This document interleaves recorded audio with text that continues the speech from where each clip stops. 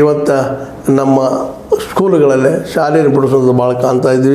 ಅದನ್ನು ತಮ್ಮ ವಾರ್ಷಿಕ ವರದಿಯಲ್ಲೇ ಏನಪ್ಪ ಅಂದ್ರೆ ನಮ್ಮ ಶಿಕ್ಷಣ ಕ್ಷೇತ್ರದ ಏನು ASER ಅಂದರೆ ಶಿಕ್ಷಣ ಸ್ಥಿತಿಗತಿಯ ವಾರ್ಷಿಕ ವರದಿಯಲ್ಲೇ ಇಲ್ಲಪ್ಪ ಇವತ್ತು ಬಿಡಿಸ್ತಾ ಇದ್ದಾರೆ ಅನ್ನೋಂಥ ವರದಿ ಬರ್ತಾ ಇದೆ. ಇದಕ್ಕೆ ಕಾರಣ ಏನು ಅಂತಂದ್ರೆ ಇದಕ್ಕೆ ಮತ್ತೆ ಪರಿಹಾರ ಎಲ್ಲಿ ಬರೋದು ಮತ್ತು ಉದ್ಯೋಗ ಸೃಷ್ಟಿ ಮಾಡಬೇಕು. ಅದು ನಮ್ಮ ಸರ್ಕಾರಗಳು ಮಾಡ್ತಾ ಇಲ್ಲ. ಗ್ಯಾರಂಟಿಗಳೇನೋ ಕೊಡ್ತಾ ಇದ್ದಾರೆ. ಅದು ಕೇಜ್ರಿವಾಲರ ಒಂದು ಹೊಸ ವ್ಯವಸ್ಥೆಯಿಂದಾಗಿ.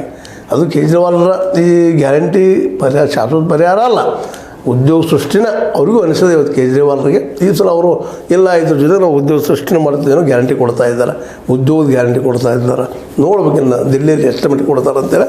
ಮತ್ತು ಇನ್ನುಳಿದ ಪಕ್ಷಗಳಂತ ಹೇಳ್ತಾರೆ ಅಷ್ಟೇ, ಮ್ಯಾನಿಫೆಸ್ಟೋ ಮಾಡ್ತಾರೆ. ಎಲೆಕ್ಷನ್ ಮುಗಿದ್ರೆ ಮತ್ತು ಮುಂದಿನ ಎಲೆಕ್ಷನ್ ಥರ ಬಂದು ಭೇಟಿ ಆಗೋದಿಲ್ಲ ಅನ್ನೋದು ನಾವು ನೋಡ್ತಾ ಇದ್ದೀವಿ. ಒಟ್ಟಾರೆಯಾಗಿ ಈ ಒಂದು ಶಿಕ್ಷಣಕ್ಕೆ ಇವತ್ತು ನಾವು ಮಹತ್ವ ಕೊಡದೇ ಇದ್ದಿದ್ದರಿಂದಾಗೆ ಇವತ್ತು ಇರುವ ಕಡಿಮೆ ವಿದ್ಯಾರ್ಥಿಗಳಲ್ಲಿ ಮತ್ತು ಅದು ಬಿಡುವಂಥ ಪ್ರಸಂಗ ಬರ್ತಾ ಇದ್ದಾವೆ.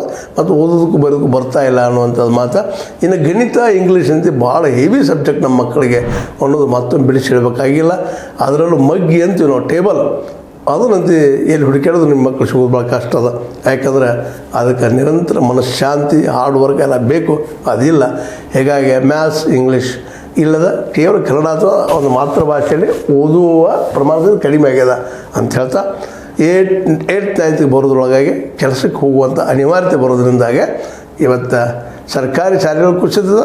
ಮತ್ತು ಇನ್ನು ಖಾಸಗಿ ಶಾಲೆಗಳು ಯಾವಪ್ಪ ಅಂದ್ರೆ ಮಧ್ಯಮ ವರ್ಗದವ್ರಿಗೆ ಇರ್ತಾವೆ, ಏನೋ ತ್ರಾಸು ಮಕ್ಕಳನ್ನ ಕಲಿಸ್ಬೇಕು ಅನ್ನೋಂಥದ್ದು ಅತ್ಯಂತ ದೃಢ ಮನಸ್ಸಿನ ಜನ ಇರ್ತಾರೆ.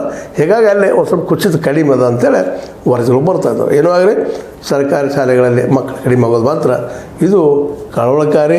ಇದಕ್ಕೆ ಪರಿಹಾರ ಉದ್ಯೋಗ ಸೃಷ್ಟಿ ಸಾಧ್ಯನ ಇದು ಮಾಡಲಿಕ್ಕೆ ನಮ್ಮ ಮೋದಿಯವರಿಗೆ ಮತ್ತು ಕರ್ನಾಟಕದಲ್ಲಿ ಸಿದ್ದು ಅವರಿಗೆ ಅಥವಾ ನಮ್ಮ ಸಿದ್ದಣ್ಣವರಿಗೆ ಅಥವಾ ನಮ್ಮ ಸಿದ್ದರಾಮಯ್ಯ ಅವರಿಗೆ ಅಂತ ಹೇಳ್ತಾ, ಇದು ನಿಮಗೆ ಲೈಕ್ ಆಗಿರ್ಬೋದು. ಲೈಕ್ ಮಾಡಿ, ಶೇರ್ ಮಾಡಿ, ಕಮೆಂಟ್ ಮಾಡಿ, ಜೊತೆ ಸಬ್ಸ್ಕ್ರೈಬ್ ನಿಲ್ಲಿಸ್ಕೋಬೇಡ್ರಿ. H16 ನ್ಯೂಸ್ ಅರ್ಥಾತ್ ಸೀತಾರಾಮ ಸತ್ಯದ ಕೈಗಲ್ಲೇ ವಂದನೆಗಳು.